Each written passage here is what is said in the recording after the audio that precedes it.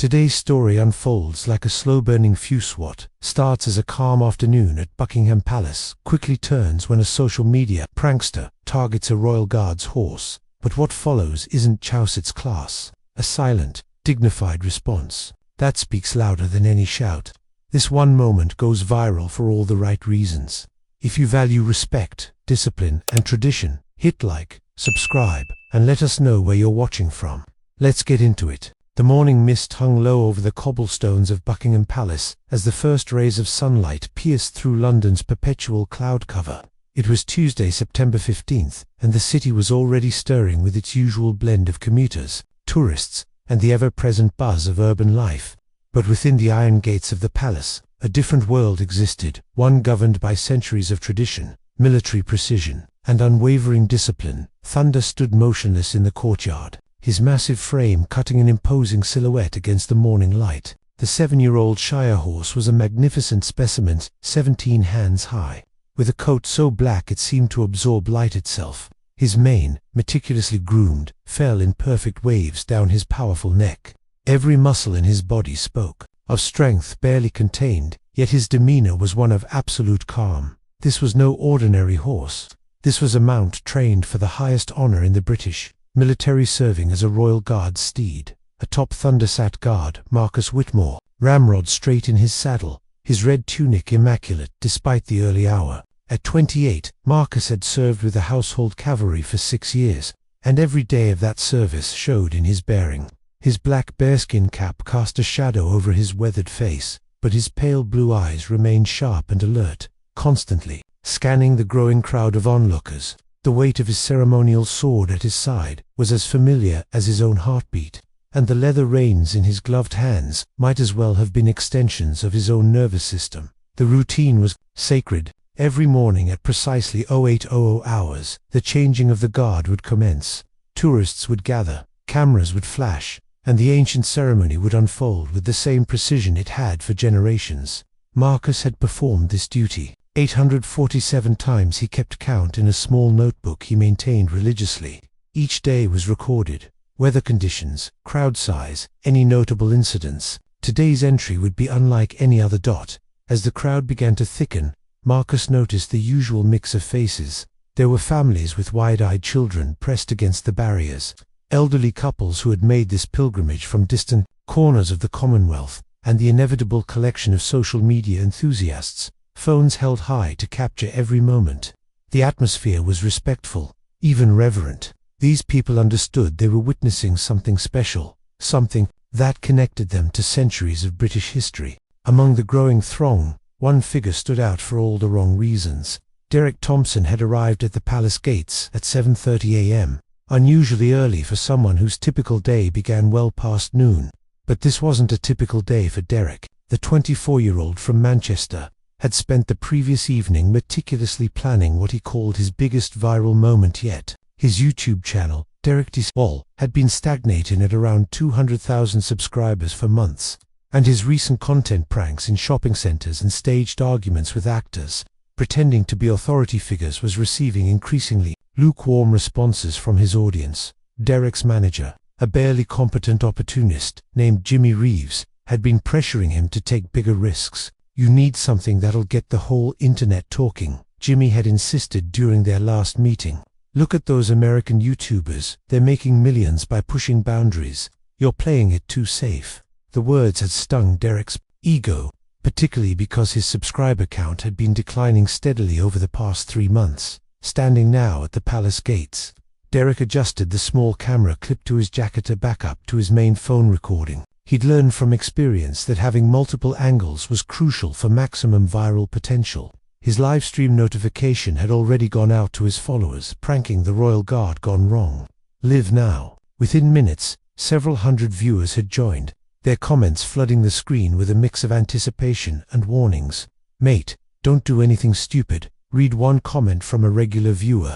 Another warned, "Those guards aren't just for show, they're actual soldiers." But Derek dismissed these concerns with the arrogance of youth and the false confidence that comes from minor internet fame. He'd pulled pranks on security guards, police officers, and even military personnel. At recruiting events, none of them had ever done more than ask him to move along or at worst, threatened to call for backup. As he surveyed the scene before him, Derek felt a familiar rush of adrenaline. The royal guards represented the ultimate challenge figure of absolute authority and discipline who had become almost mythical in their stoic perfection. If he could crack that facade, could make one of them break character or react in an unguarded moment, the footage would be worth millions of views. He imagined the headlines: YouTuber breaks royal guard's composure, hilarious prank catches, palace security off guard. The possibilities seemed endless. What Derek failed to understand, in his narcissistic tunnel vision, was that the men who served as royal guards were not actors playing a role. They were highly trained soldiers, many of whom had served in combat zones around the world. Marcus Whitmore himself had completed 2 tours in Afghanistan before being selected for ceremonial duties. These men had faced real danger, real threats, and had developed instincts honed by life-or-death situations. The ceremony began with its usual pageantry: the precise march of the incoming guards, the melodic notes of the military band, and the synchronized movements that had been perfected over generations. Marcus felt Thunder's familiar tension beneath him, not nervousness, but readiness. The horse understood the routine as well as any human participant and took pride in his role. Thunder's ears swiveled constantly, processing every sound in the environment, while his dark eyes remained alert to any unusual movement in the crowd.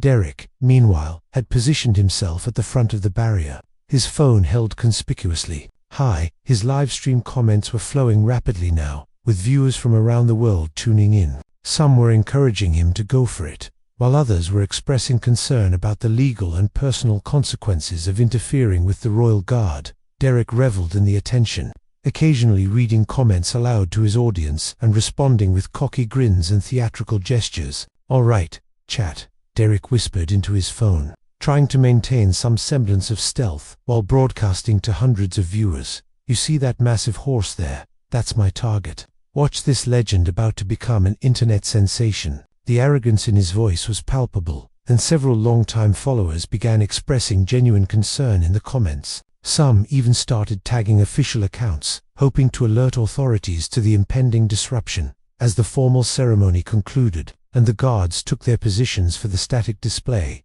Derek saw his opportunity.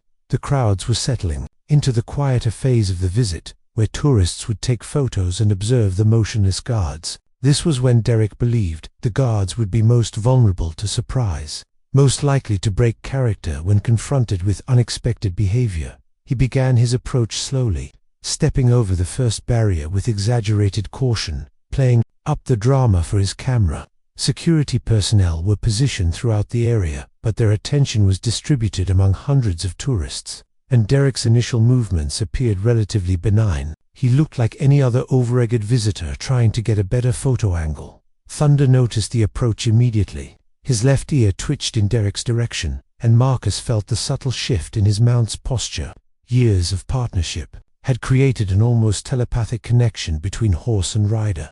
Marcus didn't need to look down to know that Thunder was tracking a potential threat. The horse's breathing remained steady, but there was a new alertness in his bearing that spoke of coiled energy ready to be unleashed. Marcus himself maintained his stoic facade, but internally his military training was kicking into high gear. He'd noticed the young man with the phone, had catalogued him as a potential disruption based on his behavior and positioning. Protocol dictated that Marcus should remain motionless unless directly threatened, but his instincts were telling him that this situation was escalating beyond the typical tourist enthusiasm. Derek's confidence grew with each step closer to Thunder.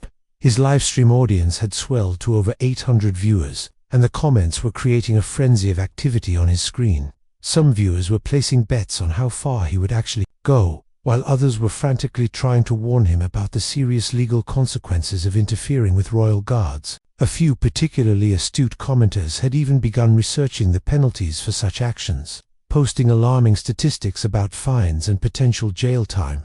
"Look at this absolute unit," Derek said, gesturing toward Thunder while keeping his voice low enough to avoid immediate detection by security. "Bet he's never been challenged by someone like me. These horses are probably treated like princes, probably never had to deal with real pressure."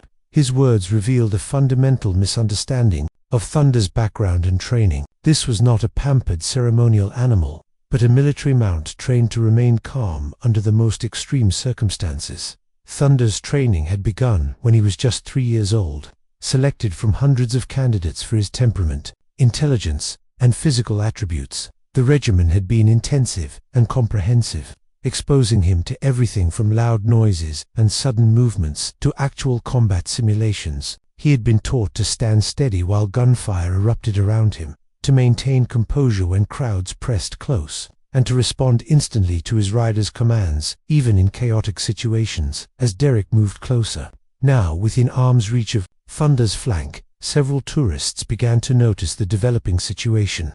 A family from Australia started pulling their children back, sensing that something was about to go wrong. An elderly British couple, veterans of many royal events, exchanged knowing glances. They had seen troublemakers before and recognized the signs of an impending incident. Marcus felt Thunder's muscles tense slightly beneath the saddle. The horse was receiving mixed signals. His training told him to remain stationary, but his instincts were warning him about the approaching threat. Marcus applied the slightest pressure with his knees, a signal that Thunder interpreted as stay alert but hold position. The communication between them was so subtle that observers would never notice, but it was as clear as spoken words to both horse and rider. Derek, emboldened by what he interpreted as passivity, decided to escalate his approach. He reached into his pocket and pulled out a bag of crisps, a prop he had planned specifically to antagonize Thunder. His reasoning was simple. If he could make the horse move or react to food, it would demonstrate that the seemingly perfect discipline was just an act. He began rustling the package loudly, holding it close to Thunder's face, while maintaining a running commentary for his livestream audience. The reaction was immediate, but not what Derek expected. Thunder's nostrils flared as he caught the scent, but rather than moving toward the food, he pulled his head back with obvious disdain. This was a warhorse, not a petting zoo pony. He had been trained to ignore distractions, and a bag of processed snacks held no appeal for an animal accustomed to the finest oats and carefully prepared feeds. The subtle rejection only served to fuel Derek's determination. In his mind, he was engaged in a battle of wills with a mere animal, and losing was not an option, especially not with hundreds of people watching his live. The comments were becoming increasingly frantic, with several viewers claiming they had contacted authorities, though Derek dismissed these as empty threats from jealous haters. "Come on, big guy," Derek taunted, waving the crisps more aggressively. "Don't tell me you're too good for a little snack. I bet you've never tasted anything this good." His voice was getting louder, and other tourists were beginning to stare. Some were pulling out their own phones, sensing that they were about to witness something significant, though they couldn't predict exactly what. Marcus made his first overt response, a barely perceptible tightening of his grip on the reins, and a slight shift in his posture.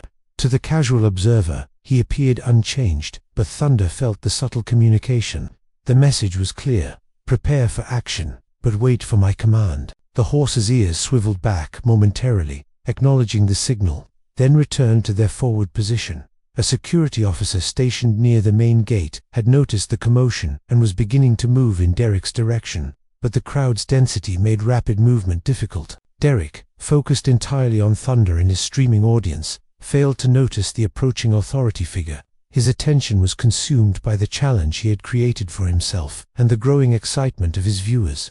"Watch this, chat," Derek announced, his voice now loud enough to draw concerned looks from nearby families. "I'm about to show you what happens when someone actually challenges these so-called elite guards."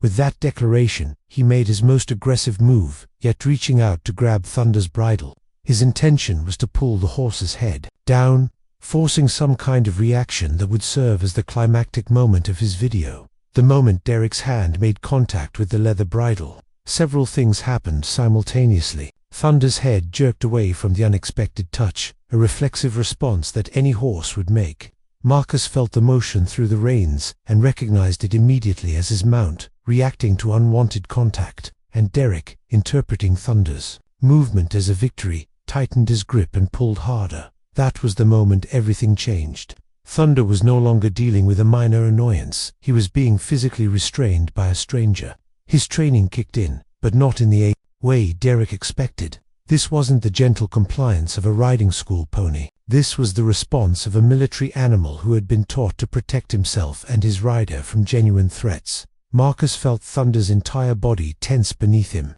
The horse's hindquarters bunched with barely contained power, and his neck arched as he prepared to respond to the unwanted handling.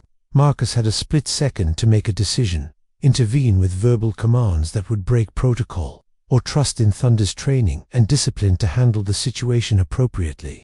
The crowd seemed to collectively hold its breath as they sensed the shift in atmosphere. Even those who weren't directly watching Derek could feel the tension radiating from the scene. Parents instinctively pulled their children closer, while more experienced observers began backing away, recognizing the signs of an impending confrontation. Derek, still convinced he was in control of the situation, gave Thunder's bridle another sharp tug while grinning at his phone camera. "See that?" he said triumphantly. "These elite horses are just like any other animal.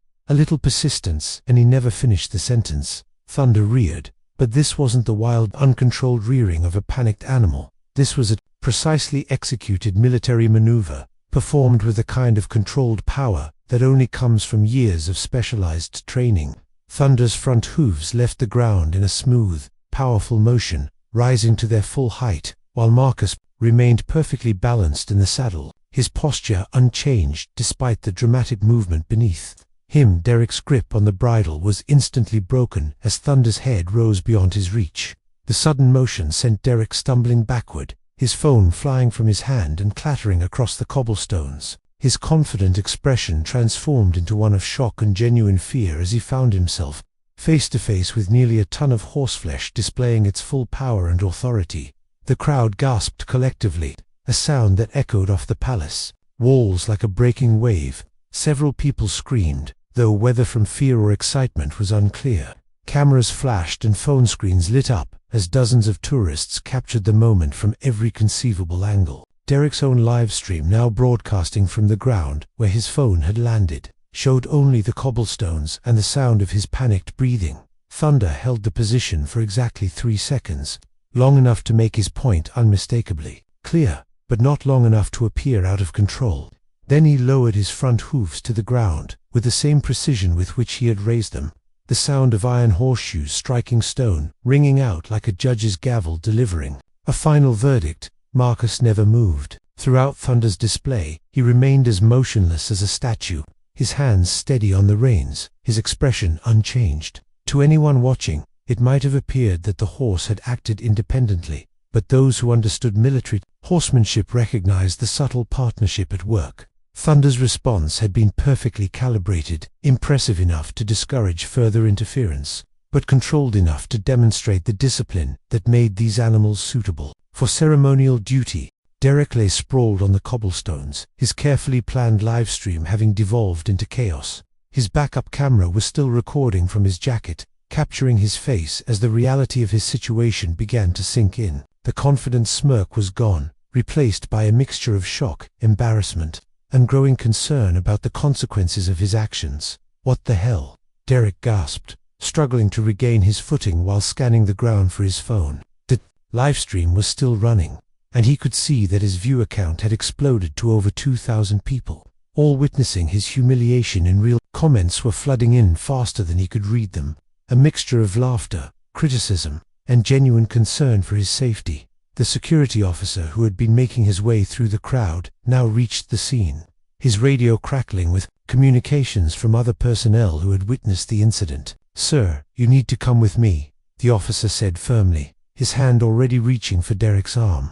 There was no aggression in his manner, but his authority was unmistakable. Wait, Derek protested, finally locating his phone and frantically trying to end the live stream before it could capture any more of his humiliation. This was just a prank. Yeah, just a bit of fun for the tourists. No harm done, right? His voice carried a desperate edge as he began to realize that this situation might have consequences far beyond a few embarrassing moments on camera. Thunder stood perfectly still now, his breathing returning to normal as the immediate threat was removed. His dark eyes followed Derek's movements with what observers later swore looked like disdain, though horses don't actually express such complex emotions. Marcus remained in position, but those who looked closely could see the slightest hint of satisfaction in his weathered features. The crowd's reaction was overwhelmingly supportive of Thunder and Marcus. Applause broke out spontaneously, and several tourists could be heard making approving comments about the horse's response. Children who had initially been frightened by Thunder's display were now looking at him with awe and admiration.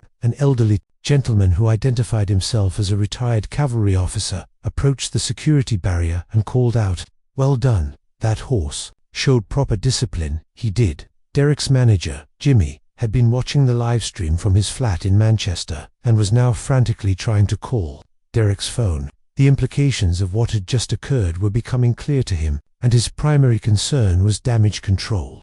This wasn't the kind of viral moment they had been hoping for. This was a potential disaster that could destroy Derek's career and possibly land him in serious legal trouble. As Derek was escorted away by security, his protests growing more desperate with each step, onlookers began sharing their own footage of the incident. Within minutes, videos were appearing on social media platforms, each capturing different angles of Thunder's impressive display and Derek's inglorious defeat.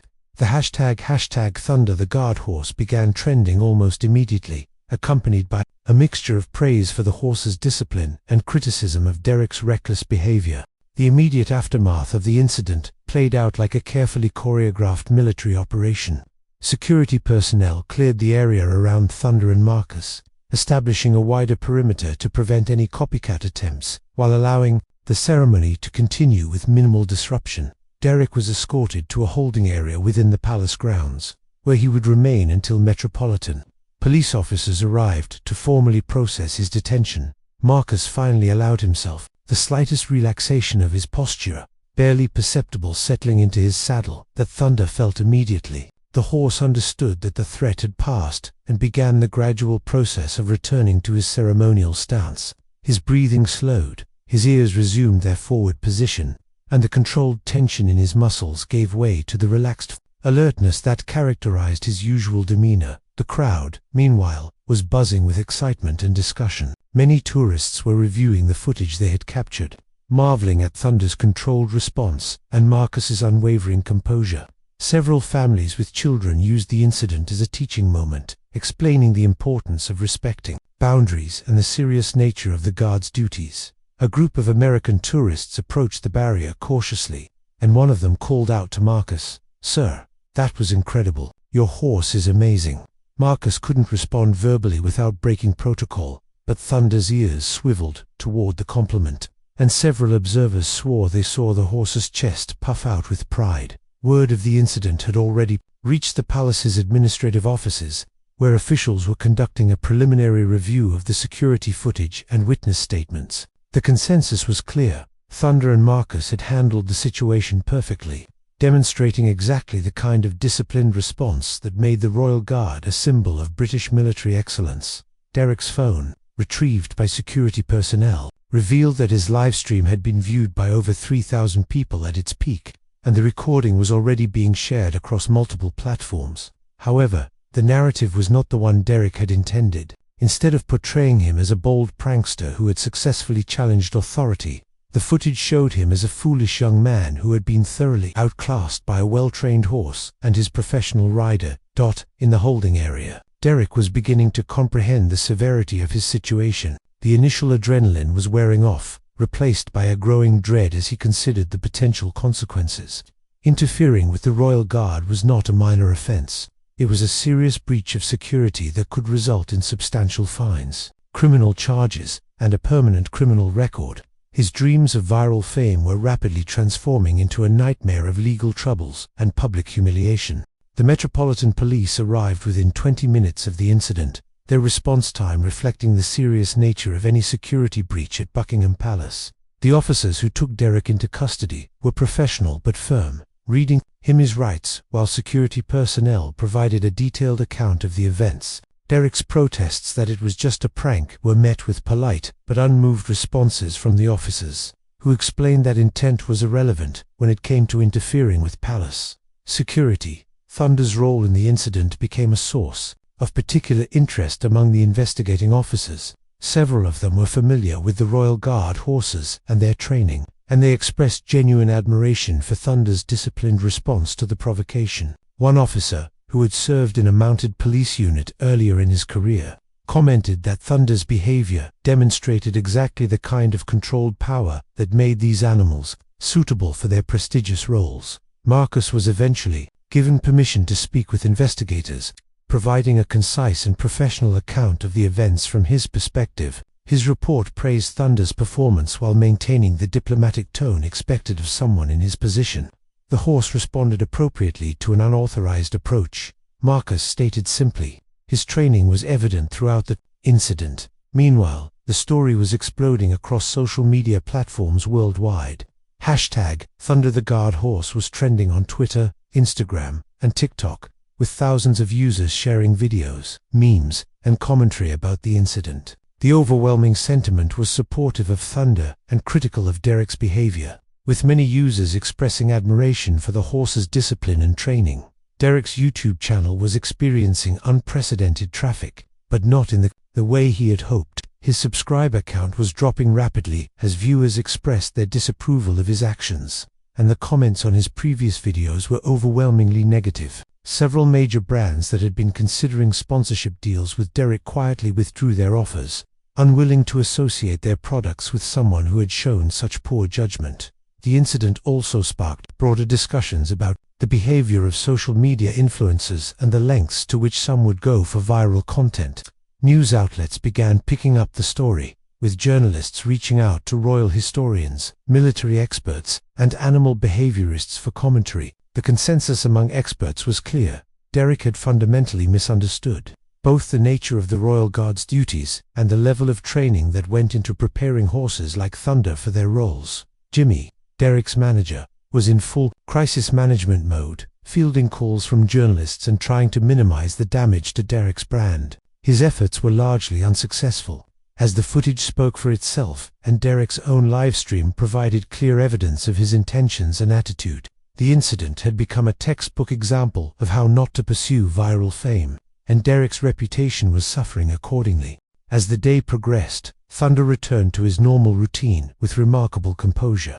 During his afternoon break, he was given extra attention from the palace grooms, who praised his performance and provided him with his favorite treats. The head groom, a veteran horseman with 30 years of experience, commented that Thunder's response had been textbook perfect, exactly what we trained for. Marcus, too, received recognition for his handling of the situation. His commanding officer commended him for maintaining protocol while allowing Thunder to respond appropriately to the threat. The incident would be noted in Marcus's service record as an example of exceptional performance. Under challenging circumstances, the legal proceedings against Derek moved forward swiftly. He was charged with interfering with the royal guard in the performance of his duties, a serious offense that carried potential penalties including substantial fines and imprisonment. His solicitor advised him to plead guilty and express genuine remorse, hoping to minimize the consequences of his actions. The story continued to generate international attention,